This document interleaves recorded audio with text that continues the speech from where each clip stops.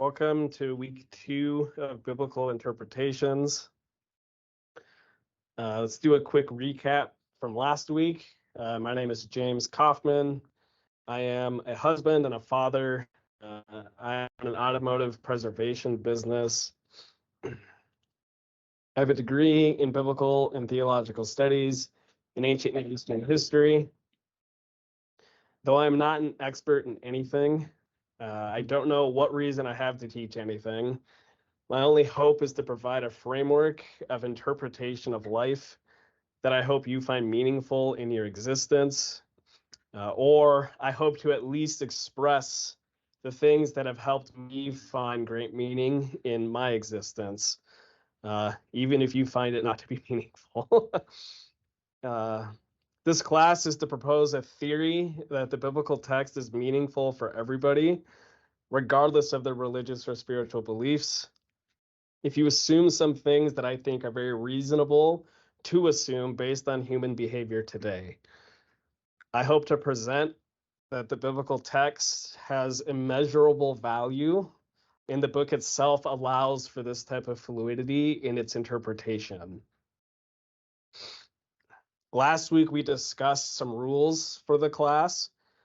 Fundamentally, if you don't like something I say, I ask for grace and forgiveness and an understanding that nothing about the topics we discuss are easy. I am not perfect. I don't expect you to be me, and I have no expectations of you. I said last week there were 2 foundational assumptions I hold that are the basis for our approach. Last week, we discussed the first foundational assumption. This week, we will discuss the second one. Week 1 was about hermeneutics.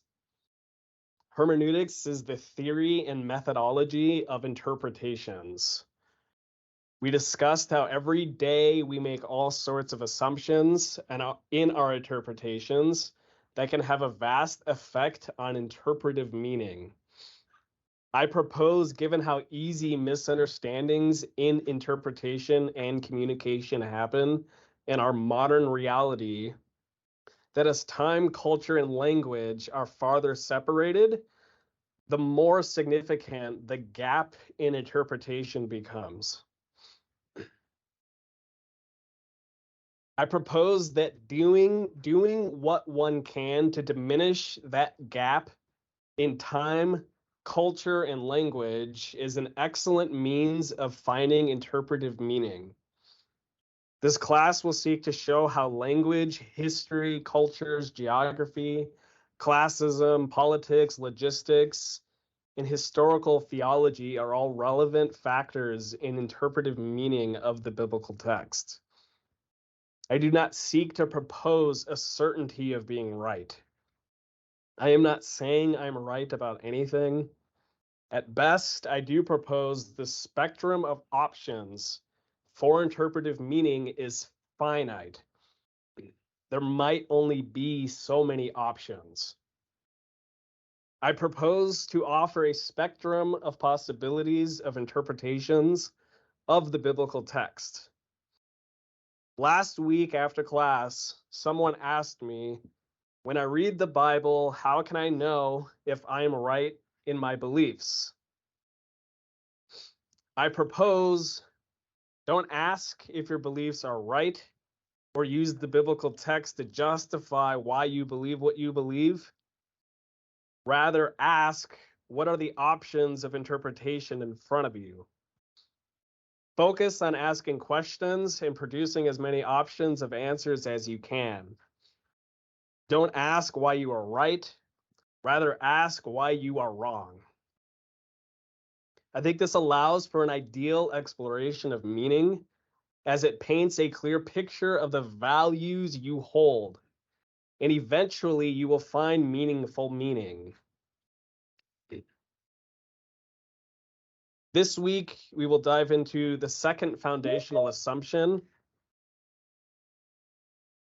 The second foundational assumption I make as we navigate this class.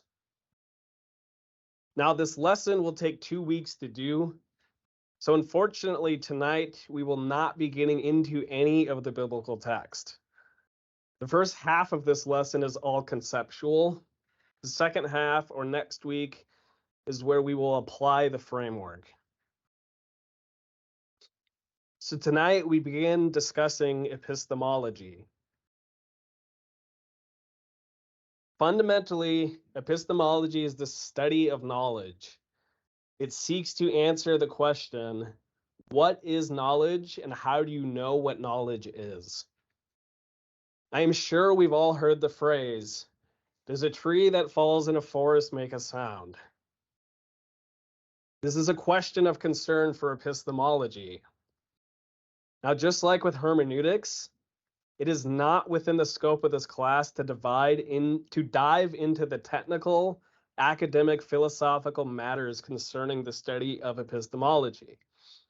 Again, epistemology is another one of those fields you could spend the rest of your life studying. However, I use this term in a specific way based on my perception of how knowledge works. And I believe that in and of itself is the very thing the biblical text is concerned with. In other words, a fundamental hermeneutic I hold is that the biblical text is deeply concerned with specific epistemological matters.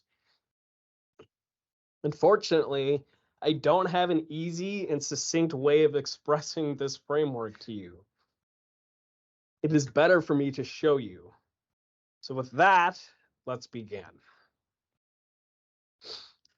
Does knowledge exist without humanity? Again, this is an unbelievably complicated question that has no clear answer. It has been debated for centuries. I'm not seeking to answer this question because for my purposes, answering it doesn't matter. But rather, I am proposing this. In the present, the totality of human knowledge is fully known. Let me say this again. In the present, the totality of human knowledge is fully known. Now, what do I mean by this? Let's break this down. When I say present, I mean right this immediate moment.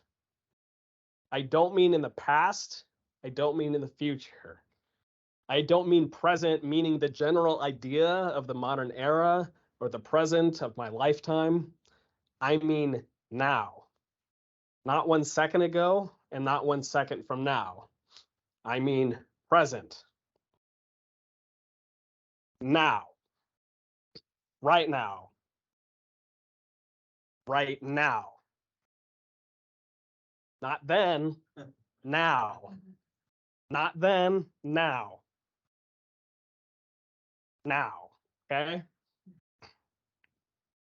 When I say totality, I mean every single thought, data point, or concept of knowledge that exists in the present of every single human being. If you could take the entirety of everything in your brain, everything in my brain, everything in every single person's brain, and download it onto a computer, you would have the totality of all known human knowledge. When I say human knowledge, I mean, like I just said, all information contained within the consciousness of humanity. In other words, if knowledge exists outside of humanity's observation, then that knowledge does not matter for our purposes in this class. And I'd argue for biblical interpretive meaning. Let me express this idea in a different way, though. Let's use basketball as an analogy. When I was in 5th grade, my basketball coach held up a basketball and said, let's say this basketball represents what you think is the entirety of everything you know about basketball. But in reality, compared to Michael Jordan, your entire knowledge and skill set of basketball is just the size of a single dimple on the basketball. You don't know anything compared to Michael Jordan. There will always be somebody better than you. So we see my knowledge of basketball is actually an infinitesimal amount of knowledge compared to Jordan's. Now, I can't remember for the life of me why my coach brought this up. It was probably to tell us that we all weren't nearly as amazing at basketball as we thought we were, which is probably a good lesson for fifth graders to learn. I can't remember because I was too distracted thinking about the ramifications of the statement he made. How do you know Michael Jordan knows more than me about basketball? Is there a finite amount of knowledge to know about basketball? Is the amount of knowledge limited to the analogous size of the basketball? Does Michael Jordan know everything there is to know about basketball? Why is Michael Jordan the standard comparison? Why not some other basketball player? Why not a basketball player that is clearly worse than me? But that probably would be a very short list, I guess. I spent a significant amount of time thinking about this matter, and I concluded if the basketball represents all knowledge possible to know about basketball, and if Michael Jordan doesn't know 100% of everything there is to know about basketball, then the amount of knowledge Michael Jordan knows falls somewhere between the amount I know compared to the total amount possible to know. But regardless, the size of the ball itself does not change relative to the amount of information known. The ball can't get bigger than it is. Does this idea apply to anything else? I started to think about and observe this concept in nearly every other sport or activity. I would discuss it with others and found the answers people would express were all based on how they qualify their perception of who was the best at the given topic. In other words, whatever the limit of knowledge is about a thing, we perceive the person who has accomplished the most within that thing as being the limitation of knowledge of that thing, because we don't have anything else to compare to.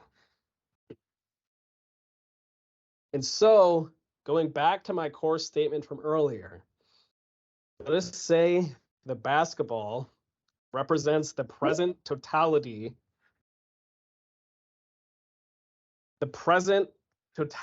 of human knowledge that is fully known.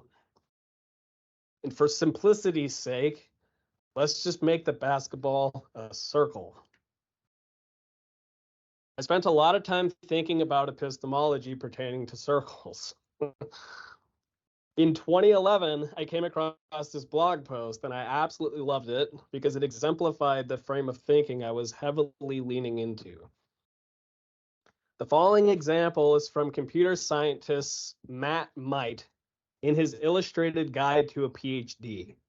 He uses this idea to explain to his new PhD students what it is exactly they are doing in obtaining a PhD. It's a beautiful example to help understand what should be the purpose of education and academia. His guide is laid out as follows. The circle represents all of human knowledge. When you finish elementary school, you know a little bit of knowledge. When you finish high school, you know a little bit more knowledge. When you go to college, you'll first study your generals, maybe get an associate's degree. And you'll have a good grasp on the standards of broad, general human knowledge. When you declare a major and you obtain a bachelor's of art, or a bachelor's of science, or a bachelor's in philosophy, you expand your knowledge, but no longer generally, but rather in a specialty. And so you specialize and focus your research. Upon completion of a bachelor's degree, you then move on to a master's degree. A master's degree will bring you to the edge of all established general knowledge of a field of study. You then move on to a PhD. The purpose of a PhD is to get very specific and to know all knowledge of a field. A PhD will bring you right up to the boundary of all that is currently known about that thing. Once you hit the boundary of knowledge, you then focus as specifically as possible and write a dissertation. So now we get so specific in our field of study, we must zoom in. You then spend years and years at this point, just dangling right at the edge of the boundary of all knowledge of a field of study. You'll read and write, discuss, debate, defend, argue, and you push and push and push and push and push until one day the gatekeepers of your field say your dissertation is completed. And this boundary will give way. You'll create this little bump in the boundary of knowledge. And this bump is what we call a PhD. And so human knowledge is always expanding. So if we take this idea and we go back to our basketball idea, we summarize this as just a black circle. And it is always expanding. Or is it? And this is probably the most controversial thing I spend time thinking about. Is there a limit to what humanity can know? Will the circle continue to expand forever? Or is there a point where it no longer will? I'm uncertain to this answer, but I tend to lean in the direction of yes, there is a limit. More importantly, I've determined it doesn't matter if the answer is yes or no in actuality. Rather, I find the answer being yes to be an easier thought experiment to process. And again, remember, all of this is ultimately to get to a hermeneutical argument about the biblical text, not to answer age-old questions of epistemology. But for consistency's sake, we need to explore this thought because it will come up often in my proposal for a hermeneutical method in interpreting the biblical texts. I hypothesize that there is a limit to human knowledge. This is why earlier I said specifically in the present, the totality of human knowledge is fully known. In other words, we never perceive the circle expanding. Rather, at the moment of the present, with each point of new knowledge, it's actually our known existing knowledge shrinking relative to the boundary of possible knowledge to know. Problem is we don't know where the boundary is. So to us, it looks like expansion. Whereas if we knew where the boundary of knowledge was, it would look like compression. This is why so often you'll hear incredibly smart people say things like, the more I learn, the less I know.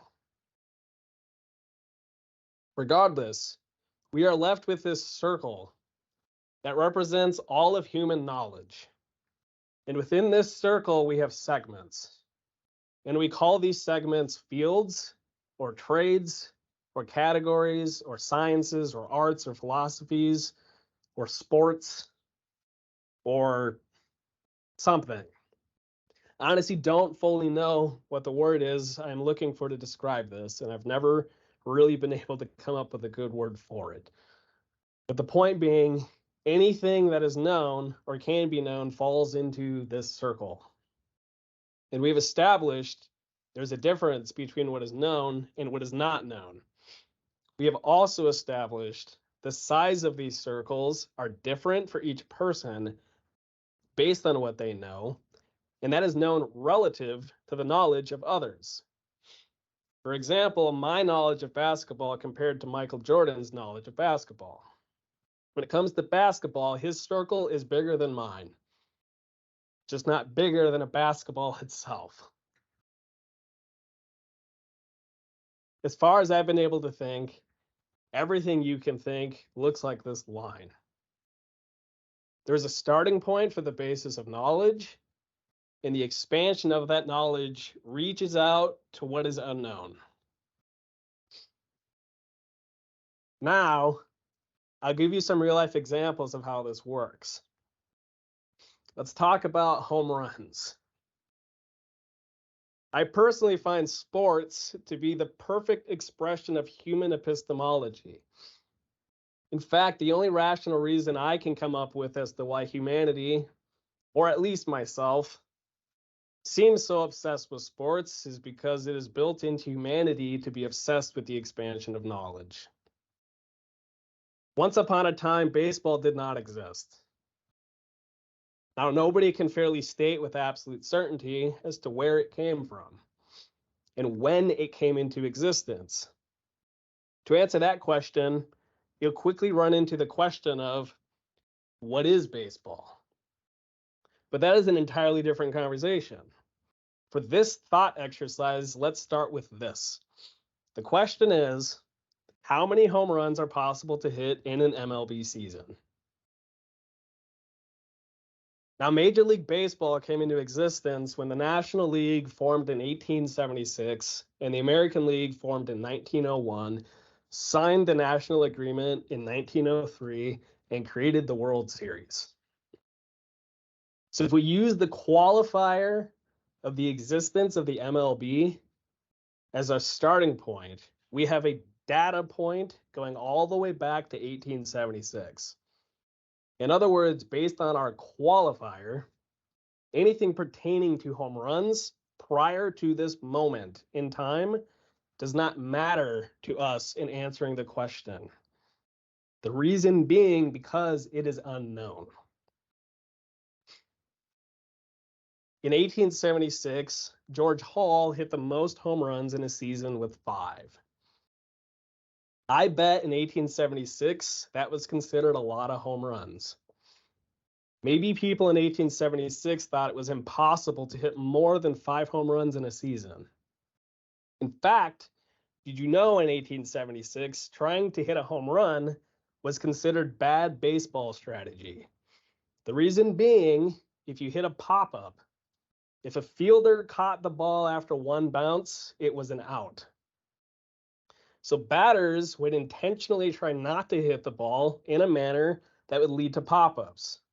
And thus, nobody intentionally tried to hit home runs. They were accidental. So in 1876, that was the full expansion of knowledge pertaining to how many home runs it was possible to hit in the MLB. 5.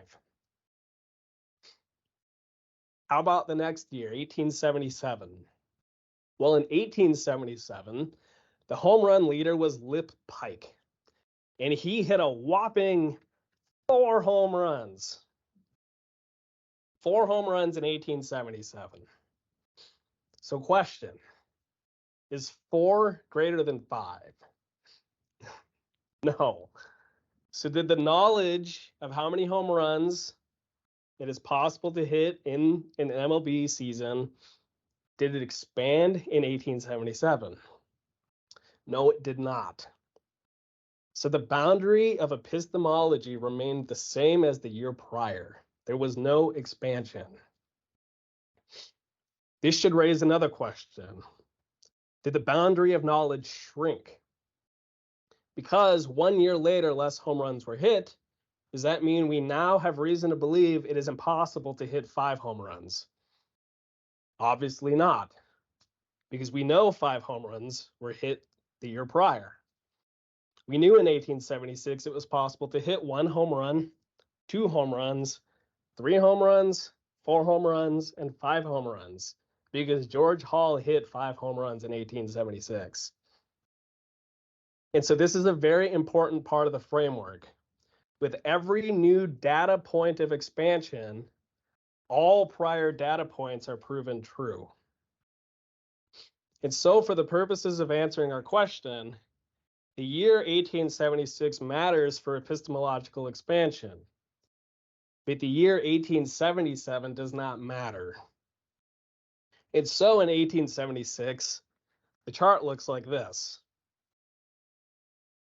Now, what if in 1877, someone said, I believe it is possible to hit 10 home runs, but 11 home runs is impossible? Is that a true statement? Based on what is known for certainty at that time, it is not a true statement, because what is known for certain is it is only possible to hit 5 home runs, but not 6.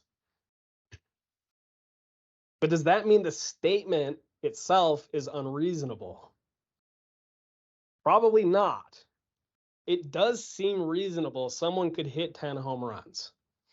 Or maybe I just think it's reasonable because I have seen the end of the road 146 years later, and that is tainting my opinion on the reasonableness of how many home runs are possible to hit. Regardless, I believe the first part of the statement is reasonably true. It's possible to hit 10 home runs. The second part of that statement to me is unreasonable. It also seems possible to hit 11 home runs. Saying someone can hit 10, but 11 is impossible, to me is unreasonable, because I think it's reasonable someone can hit 11 home runs. So the statement, I believe it is possible to hit 10 home runs, but not 11, graphs out like this. 10 becomes the hypothesized boundary of obtainable knowledge. 11 becomes the hypothesized boundary of unobtainable knowledge. 5 is the boundary of actual known knowledge. 0 is the non-existence of MLB baseball. So how long does it take for the statement to be known? In 1878, the home run leader hit 4 again.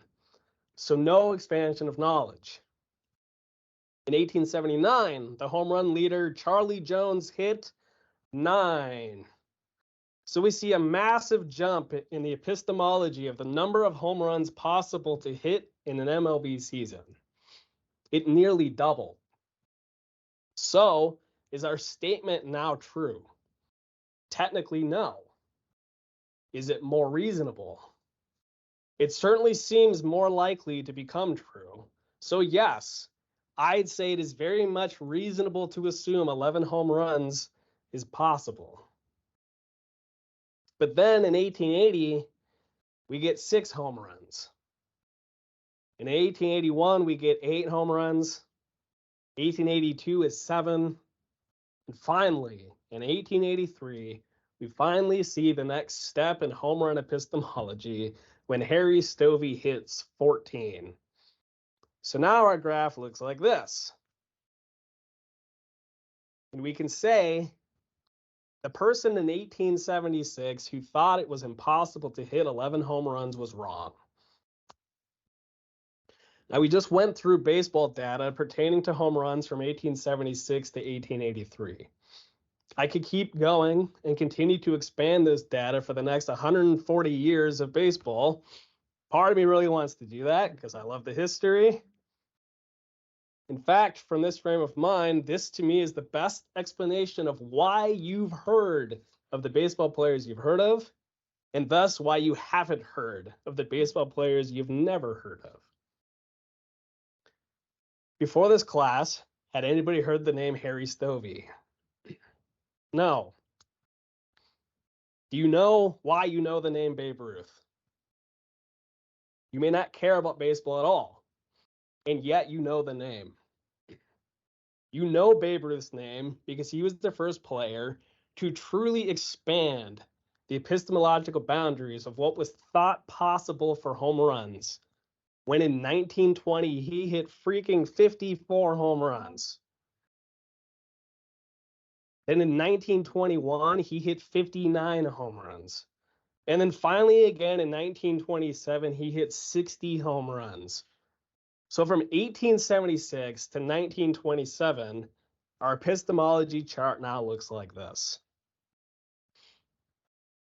Then in 1961, Roger Maris accomplished what was believed to be impossible. He broke Ruth's record by hitting 61 home runs. And then we get to 1998. 1998 was a freaking bizarre year for sports history. We get Mark McGwire and Sammy Sosa. I was 7 years old when this happened, and it will forever be etched into my brain. Now, I highly recommend watching the documentary Long Gone Summer that goes behind the scenes of what actually happened in 1998. The home run race to break Roger Maris's record captivated the entire world. You truly can't grasp how big of a deal it was outside of when it was happening. I'm glad I got to live it. But both Sammy Sosa and Mark McGwire break Roger Maris's records. And McGwire sets the record at 70. It was such a big deal that Mark McGwire's 70th home run ball was once the most valuable sports artifact in the world and sold for $3 million. Why? Because humanity is obsessed with the expansion of epistemology. And then we get to 2001, and Barry Bonds crosses the boundary again by hitting 73 home runs. In 2003, that ball only sold for $450,000 after intense court cases. There are a lot of potential factors as to why it ended up not being worth as much, but bottom line, at the time, it was because of this. It took 37 years for McGwire to break Maris's record. It took 3 years for Bond to break McGwire's record. People thought the new record would be broken quickly.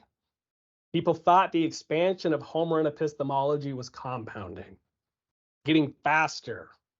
Home runs were on the rise. The record was going to start to get broken more and more and more often. So it stands to reason the record balls would not be worth as much. Then in 2005, Jose Canseco released a book called Juiced and opened the can of worms on steroid use within the MLB. And all of humanity was divided. Did Roger Maris still have the true record? Or was Sosa, McGwire, and Bonds' records valid? And then last year, in 2022, we saw the first player not using steroids break Roger Maris's record when Aaron Judge hit 62 home runs. You can absolutely bet I watched that game. And so, was there a regression of epistemology?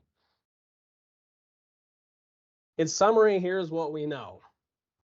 1, it is possible for a human to hit at least 73 home runs in an MLB season on steroids.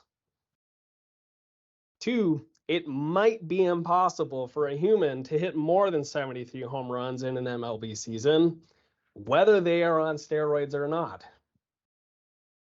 3, it is possible for a human not on steroids to hit 62 home runs in a season. And that took 146 years to prove.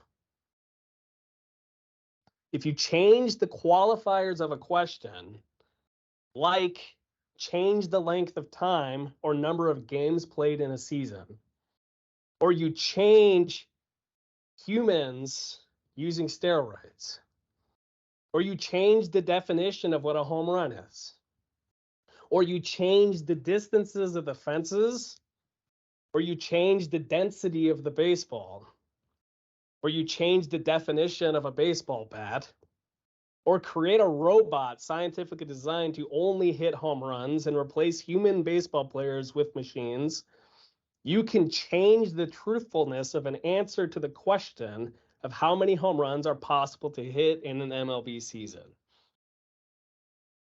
When there were 0 home runs, humanity did not know what a home run was. I argue there is a point on this chart that is the most important point of them all. What happened between 0 and 1? And now this brings us back to my original statement. In the present, the totality of human knowledge is fully known. The reason I said this statement is because this is how our chart looks. It doesn't matter what the thing is. If it exists, there's always a point of 0 and a point of 1. Always. It also doesn't matter how many numbers you add going out. You'll notice as the number of home run hits expands, the shape doesn't change. The point of non-existence is known. The point of existence is known. The point of the limitation is known, and thus the point of the unknown is known. This shape I call a paradigm. A paradigm is a pattern of thought. And what I find is everything known can be charted on this spectrum, beginning at the point in which it sprung into existence and branching into the unknown. The more data you have, or more expansion rings there are, the more assured you can be in what you know, pertaining to the differences between what is known and unknown regarding that thing. Some things, like home runs, are very, very easy to chart. Some things are much more complicated to chart. But this paradigm, I believe, is extremely useful in thinking about reality. Now, I kept the chart looking like this, partly because this is literally how I visualize it in my brain when I am thinking throughout the day, but partly because I wanted to keep this presentation consistent in the hopes it visually is clear to you what I am saying. But in actuality, you can change the way this chart looks and accomplish the same visual goals. For example, you could represent the exact same concept regarding single season home run records like this. You could do a chart represented as the total number of home runs over time. In fact, there are entire fields of study pertaining to math and sciences that are only about making charts like this. Literally, this is what trigonometry is. Charts can get extremely complicated. There are a lot of ways you can present reality. For how I think, this is my preferred way. Like this. Just a single spectrum line. And I'll use that word a lot. I use the word spectrum a lot. And so you'll recall last week we were discussing hermeneutics, and we discussed the meaning of the phrase apple of my eye. At the end, I showed this. This is a graph I made that shows a spectrum of interpretive meaning. 0 is the equivalency of saying the text has no meaning. 10 is what I would propose as the highest positive meaningful meaning to me. Any claim above 10 is mysticism of the unknown. In essence, saying whatever the meaning of the text is, if it's beyond human comprehension and knowledge, which to me is the same as saying it doesn't have any meaning, because you can't know it. So this is one example of how epistemology can be helpful in mapping out knowledge pertaining to a given criteria. We can change the criteria or the qualifiers and ask different questions and have different answers. And the paradigm will always remain true. 0 is non-existence. 1 is existence. 10 is the boundary of knowledge. 11 is unknown. Unfortunately, that is all we have time for tonight. But before we wrap up, here's a video clip from one of my favorite movies, Spinal Tap. This scene offers up one of the most classic lines in cinematic history. Is a top to what we use on stage, but it's very, very special because if you can see, the numbers all go to 11. Look, right across the board. 11, 11, and most of 11, the and amps go up to 10. Exactly. Does that mean it's louder? Is it any louder? Well, it's one louder, isn't it? It's not 10. You see, most blokes are going to be playing at 10. You're on 10 here, all the way up, all the way up, all the way up. You're on 10 on your guitar. Where can you go from there? Where? I don't know. Nowhere, exactly. What we do is if we need that extra push over the cliff, you know what we do?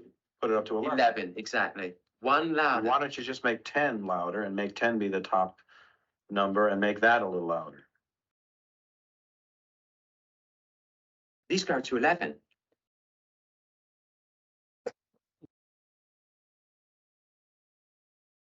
I love that scene. I don't know how else to sum up epistemology more efficiently than that clip. It's brilliant. So we are done for now. Next week, we will continue part 2 of tonight. Part 2 of epistemology, where we will take this framework and apply it as a hermeneutical tool in interpreting what I consider to be meaningful meaning of the biblical text. So before we go, does anybody have any questions?